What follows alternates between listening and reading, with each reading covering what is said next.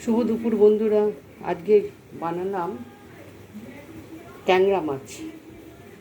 ট্যাংরা মাছগুলোকে ভালো করে ধুয়ে টুয়ে নুন, হলুদ, একটু শুকনো লঙ্কা আর একটু কাঁচা তেল মাখিয়ে রেখেছিলাম, কেন ট্যাংরা মাছ ফাটে, তাই জন্যই করেছিলাম।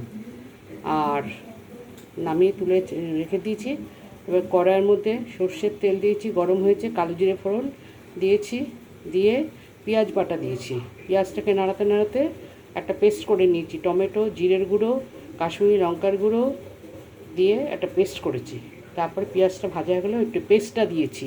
পেস্টটা দেওয়ার পরে তারপরে তোমার নুন একটু দিয়েছি, হলুদ দিয়েছি, আর লঙ্কার গুঁড়ো আরেকটু দিয়েছি।